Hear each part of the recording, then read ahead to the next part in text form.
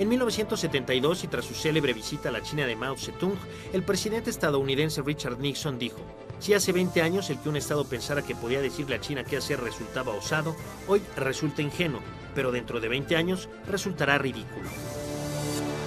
Recojo del segmento anterior, Sergio, dos cosas. Uno, que el temor que tiene el mexicano, el industrial, el productor mexicano hacia China, el comerciante mexicano hacia China, tiene remedio, por lo que nos vas a decir tú ahora. Pero lo segundo, muy interesante también, es el desagregado del comercio entre México y China, a dónde van esos productos. Y quiere decir que también hay otras oportunidades porque hay una serie de insumos que vienen de China, digamos, de productos intermedios que podrían ser sustituidos en México de manera más o menos fácil. Pero ¿cuál es el punto? Digamos, para entrar en la parte propositiva, ¿qué tendría que hacer el industrial, el gobierno mexicano, las políticas públicas mexicanas para que esa gran nación que es China se convierta en un factor de un trampolín, digamos, para proyectar más rápidamente el desarrollo de México? Efectivamente, si tenemos una gran importación de productos intermedios, invitar a las empresas que están proveyendo a las empresas mexicanas a que vengan a instalarse a México a producir lo que sea, ¿no? Los chips que están incorporándose a las computadoras, etcétera, etcétera. Esto crearía un círculo virtuoso.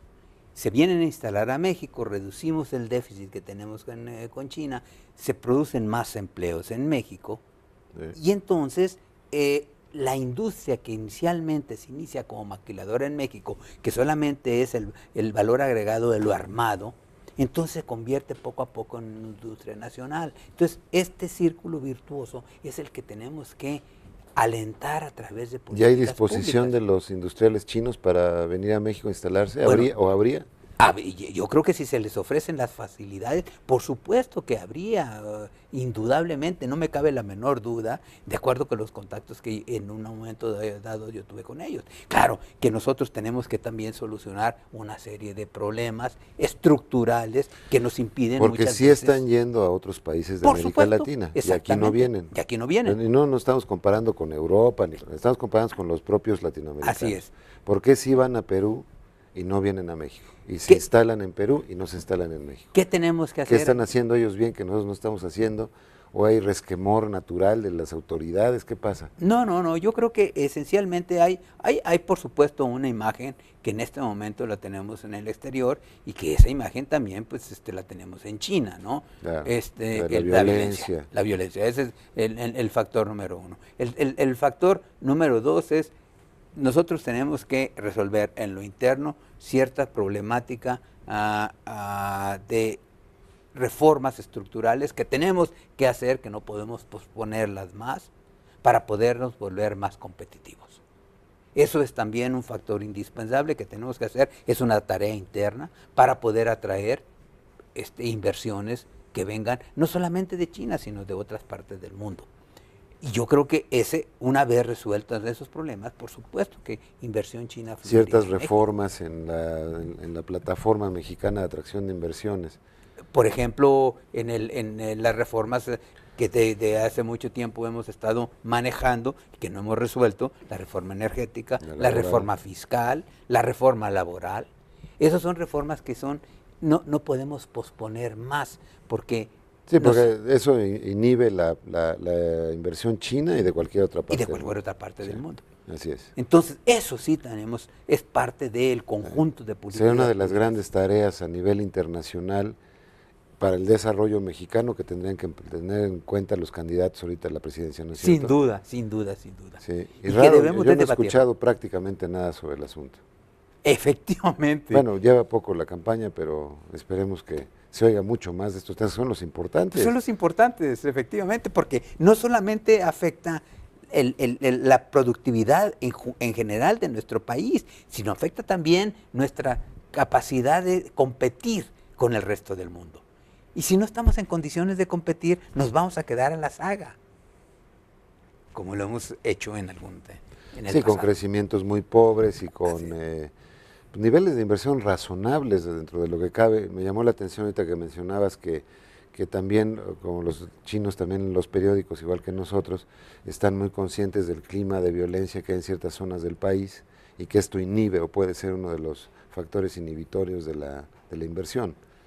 Ahora, el inversionista que está al norte de nuestra frontera, pues tiene de cierta manera una visión más real de México. Es decir, porque ha viajado a México y porque lo que pueda publicarse en los periódicos locales pueda estar distorsionado y lo puede percibir. Sin embargo, cuando estás a 10,000 kilómetros de distancia, no puedes tener la misma percepción. Entonces, si efectivamente tú recibes las información es lo que del le exterior, dice mucho la embajada de China en México, oigan, pues aquí es el peligro en tal sitio, pero me imagino que también para ellos tienen un ritmo de expansión tal que para China ignorar un país que es la 12ª economía, 13ª del mundo como es México, tampoco es una cosa que les deba de gustar demasiado. No, y además están conscientes, O sea, porque están digo, conscientes. con todo respeto, pues es más grande que la economía peruana, es más grande que la economía argentina, es más grande que la economía chilena, o si las pones juntas incluso. Y así es. Entonces, es un mercado que para los chinos debe resultar extraordinariamente atractivo y su posicionamiento dentro del Telecán para poder también jugar la ficha de Estados Unidos y de Canadá debe resultarles atractivo. De hecho, nosotros, dentro de toda América Latina, somos el segundo socio comercial más importante. Es decir, y la diferencia entre Brasil y México en comercio es muy, muy poca. Es decir, nosotros somos bastante más mercado para China que Brasil. Como comprador, sí. Como comprador, porque Brasil exporta mucho más a China de lo que México hace, y por otro lado tienen estos contratos que no sé si es el modelo ideal o no. Por ejemplo, en el estaño, ¿no? Que pusieron a 20 años el estaño de Brasil con destino a China. A mí esa parte también no me hace muy feliz, porque te genera unos compromisos y unas dependencias, que qué tal si después tú necesitas el estaño para tu propio desarrollo y tienes un problema de producción porque está yendo todo a China. ¿No? El caso del sorgo y de la soya en Argentina, que retiraron realmente hatos de ganado en todas las pampas para producir esto, y si de repente los precios de esos commodities cambiaran, para Argentina sería un golpe tremendo. Bueno, ese es el problema que... es tan grande China que te succiona, digamos, Pero esos son problemas que se generan siempre que tu economía la basas exclusivamente en la exportación de productos primarios. Así es.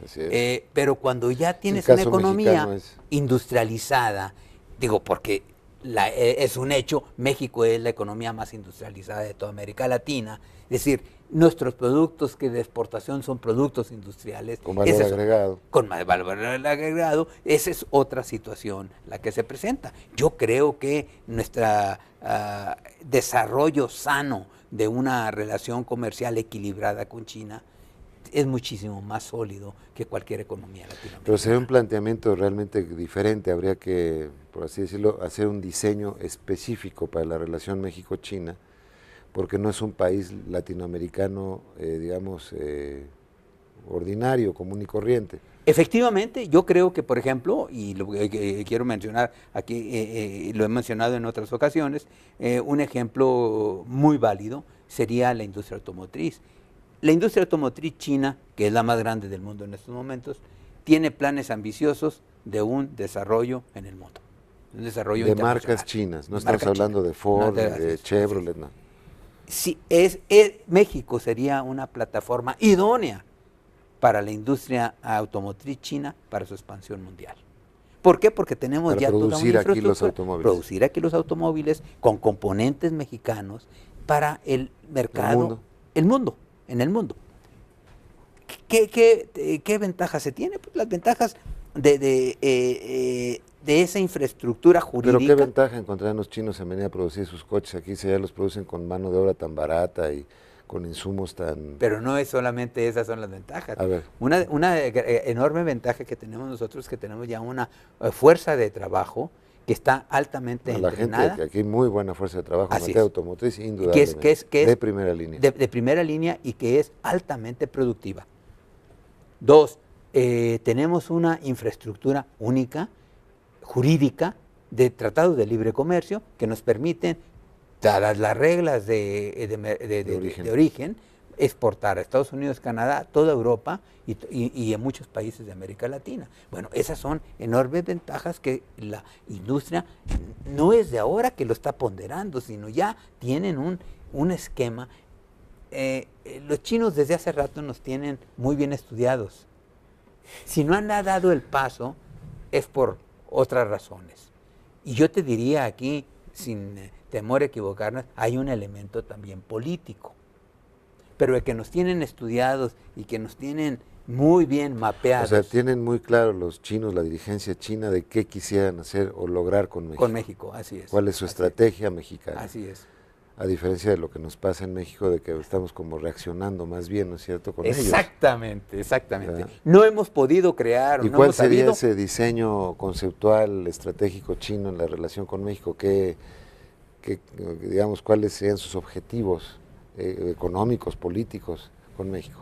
Bueno, yo pienso, y creo que puedo equivocarme aquí en este sentido, porque realmente no he tenido acceso a esta información, pero yo creo que uno de esos es justamente utilizar a México como una plataforma para una consolidación de su industria nacional que se está internacionalizando. No solamente la automotriz, pero muchas otras industrias que han tenido un gran desarrollo y que van a teniendo un gran desarrollo para internacionalizarse. Esa sería una de ellas. La otra es, indudablemente, que nosotros somos y hemos sido, y así nos concibió China desde hace mucho tiempo, como un puente entre el mundo en desarrollo y el mundo desarrollado. Y es un puente válido, un puente que nosotros tenemos de aprovechar, pero que tenemos que aprovecharlo de una manera bastante más abierta, es decir, no concentrarnos solamente en un lado de eso, de ese puente, en el lado del mundo desarrollado del puente, sino también el otro que tenemos que manejarlo y debemos de trabajar con él. Perfecto. Muy estrechamente.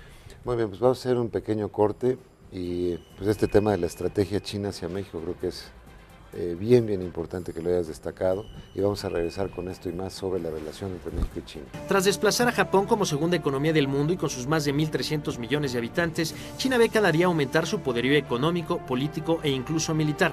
Sin embargo, las grandes desigualdades y la falta de libertades le plantean al gigante asiático muy serios desafíos ya iniciada la segunda década del siglo XXI.